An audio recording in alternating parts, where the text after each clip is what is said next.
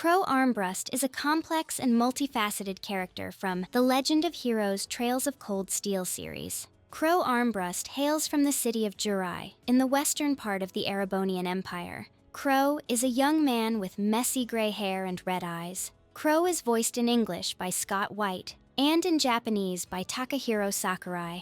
As a student of Thor's military academy, Crow wears a commoner uniform consisting of a green and white blazer, worn unbuttoned and loosely, over a similarly styled pinstriped white shirt and blue tie.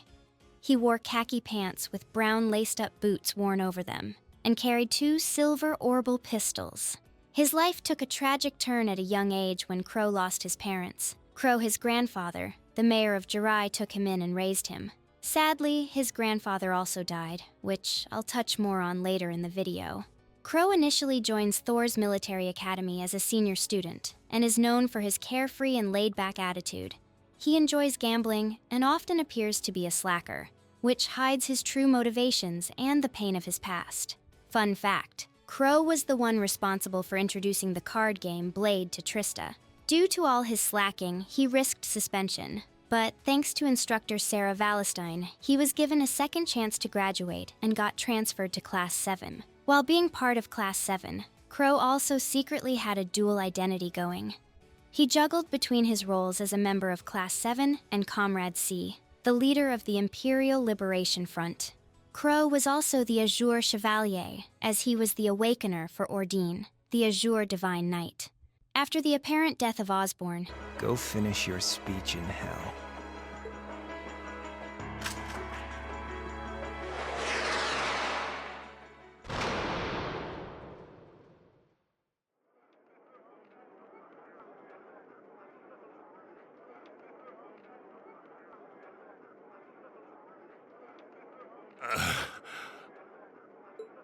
Well played, Armbrust. he chose to let his classmates in Class 7 live instead of depriving them of their lives. Later on in Trails of Cold Steel 2, Crow talks with Reen about his past experiences, including the death of his grandfather. I'll let Crow tell the story himself. Back in those days, Jurai was known as Jurai City. It was a city-state off the coast of northwest Zemuria that prospered through maritime trade with West Erebonia, Northumbria, and Remiferia. It had a population of around 150,000 people, so it wasn't exactly a big place or anything. Because of that, the surrounding nations left it alone and let us live out our days in peace. We were pretty fortunate, all things considered. Until about 20 years ago. That was when the Northumbrian disaster struck, and much of the Principality of Northumbria was turned to salt. And as a result, trade on the northwest shore was reduced to virtually nothing. Day after day, Jurai's prosperity started to fade away.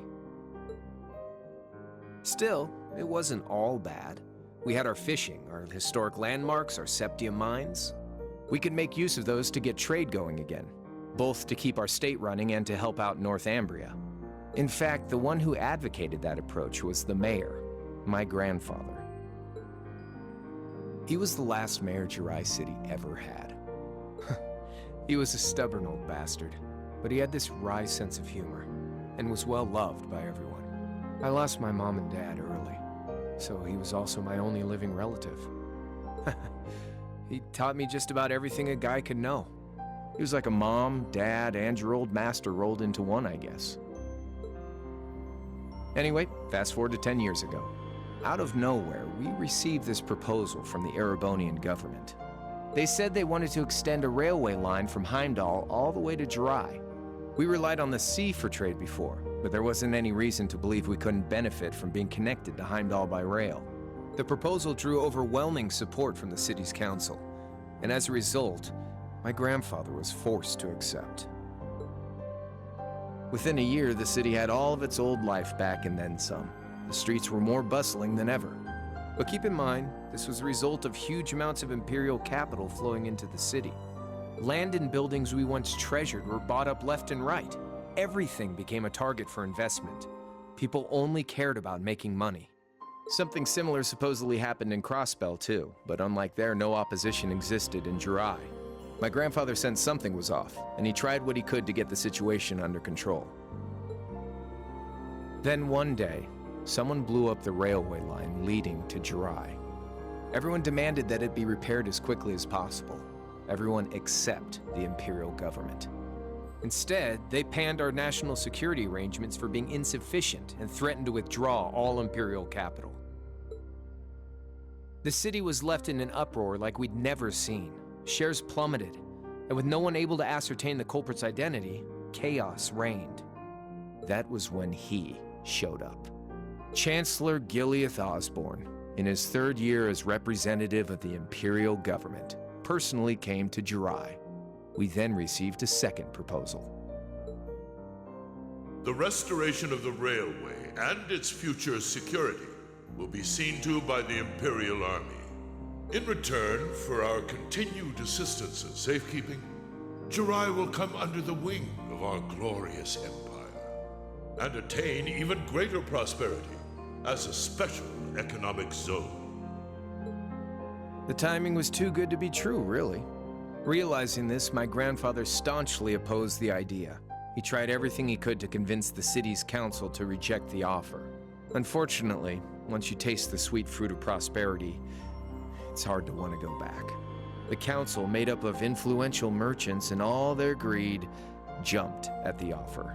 And tempted by the elimination of customs, together with the tax breaks from being an SEZ, many of the citizens did too.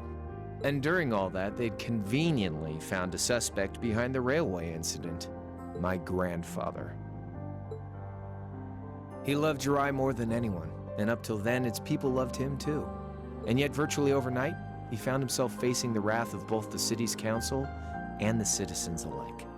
Left with no choice, he resigned from his position as mayor, and Jurai formally became part of the empire. Both of these things happened on the same exact day. That was 8 years ago. Naturally, everyone knew my grandfather wasn't the one who did it. They knew who was really responsible. They just turned a blind eye to the truth. See? I warned you. Just your run-of-the-mill sob story. I don't know what to say, Crow. What happened to him after that? Your grandfather. One day, he just up and died. Once he resigned, the whole affair with the railway getting blown up was all but forgotten. He lived comfortably in retirement for about half a year, fell ill, and that was that. He just lost the will to go on, I guess.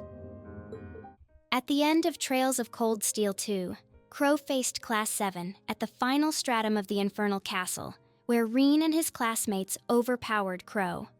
After that happened, Duke Cayenne forcibly has Cedric summon Testarossa, the Vermilion Knight. Crow and Ordine helped Reen and Valimar defeat the beast, but this costs Crow his life as he is impaled through the heart in the process. Class 7 is tearful at seeing their old friend die. Shortly after his death, it is revealed that Osborne had survived Crow's assassination attempt and had been hiding in secret all this time, which meant that Crow's efforts had gone to waste. In Trails of Cold Steel 3, it is revealed that Crow was resurrected by the Gnomes, a secretive group, and given the title of Azure Siegfried. His memories of his past life were sealed, making him a tool for the Gnomes' plans. Crow's resurrection is a pivotal moment, highlighting the series' themes of fate and redemption. Right after the Great Twilight began, Crow's memories returned when Reen and Valimar destroyed the Nameless One.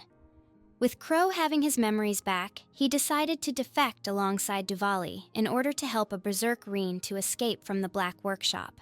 After the successful escape, Reen asked Crow to join his group, but Crow denied, instructing Reen to meet him at Bryonia Island.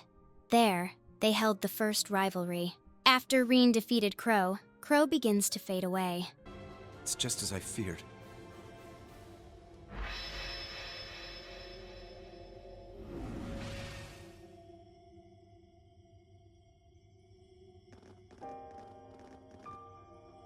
I don't understand. Your wounds aren't fatal like they were in the Infernal Castle. Yeah, you've made it through way worse than this. Stay with us, Crow!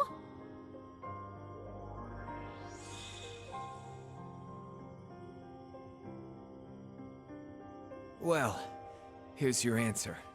Ordine's power is Valamar's now. And with it, whatever it was that kept me alive.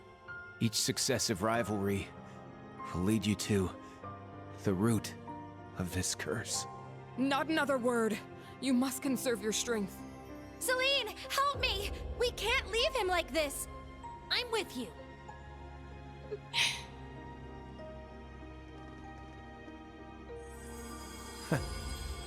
You'd think I'd be used to this by now. I guess karma really is a bitch. At least this time, our power can live on through you. Sorry for making you guys go through this a second time. Pull yourself together, Crow Armbrust. The world is about to crumble. Not just beneath my feet, but yours as well. Are you really just going to take the easy way out? Now of all times?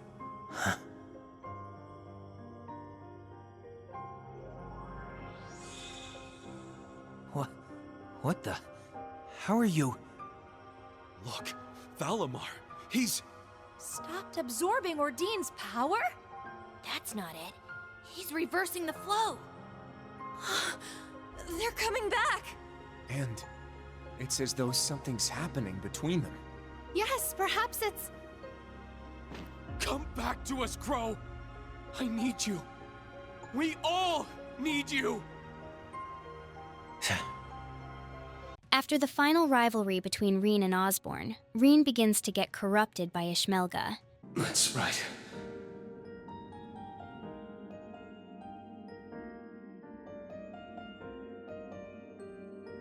Relinquish it to me.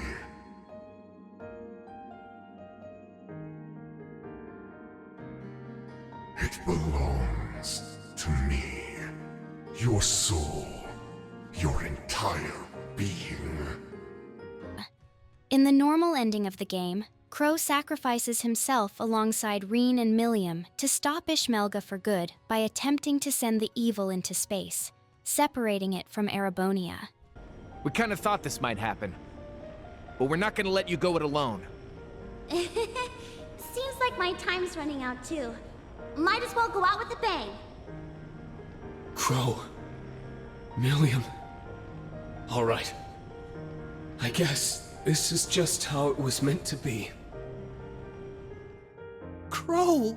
Not you too. Please! Don't go! Milliam, Sorry, guys. We gotta go now. Take care of yourselves, everyone! Don't worry. I promise we'll see each other again. Just be sure to tell everyone else goodbye for me. Thanks for everything, guys. I'm so grateful for all the time we shared together. Take care. Reen! In the true ending of the game, Reen remembers the earthen prison provided by Argress to separate himself from the curse, prompting Ishmelga to manifest as an incomplete Great One. After an intense battle, Ishmelga is eventually destroyed, and with the conclusion of the Great Twilight, Crow begins to fade away, requesting Class 7 not to be sad, but to send him off with smiles like what Fie did towards Rutger. However, but Franz Reinford, the true repressed personality within Black Alberic, appears and told them not to feel so depressed yet, and along with the help of Vita, Roselia, and the Divine Knights, used the Septarian Sacrament program to revive him and Milliam. Crow appeared to be unamused with his revival, having intended to go out with a bang. What the hell was that? Man, why are you guys trying to upstage me? I was looking forward to making my big dramatic exit even better than last time.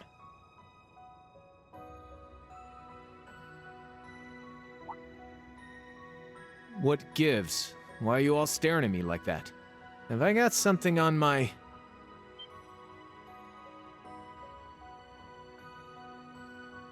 But how? I was fading away. I felt it. And my hair, too. My body feels whole again. Crow. Your complexion, the color of your hair. You look like yourself again. We did it! Crow's story is one of tragedy, revenge, redemption, and friendship. His journey from a vengeful youth to a redeemed hero who sacrifices everything for his friends is a central narrative in the Trails of Cold Steel series. His impact on the characters and the story's progression is profound, making him one of the most memorable figures in the series. Crow's intricate story arc, filled with emotional highs and lows, adds depth to the overarching narrative of the Trails of Cold Steel series, showcasing themes of loss, vengeance, and the enduring power of friendship and forgiveness. Whoa, hold on. A late-night date? I thought you only had eyes for me, Reen. Anyway, good job, kiddo. You better spill all the details later, huh? The next morning. Sure is a nice day today, isn't it, Elisa? Not as nice as last night must have been. I told you, I'm sorry. Yeah, I'll bet you are. I cannot believe you. After all those things you said to me last night, you go rushing out to meet another girl. Ooh, the skies might be clear, but I'm sensing a stormy forecast today. I wish I could have seen her all dolled up, though. But she was a real knockout. Come on, that would put a spring in any man's step. I don't blame you for sneaking out alone. Oh! No! It's not like I knew she was going to show up wearing a cocktail dress. I swear! You seemed pretty taken by her when she showed up yesterday, though. And your eyes were glued to her right up until she left the scene. Oh, really? So while we were enjoying a quiet evening, you were out carousing with a beautiful woman, were you? You lucky son of for shame, Reen! We're here representing the Academy on a field study.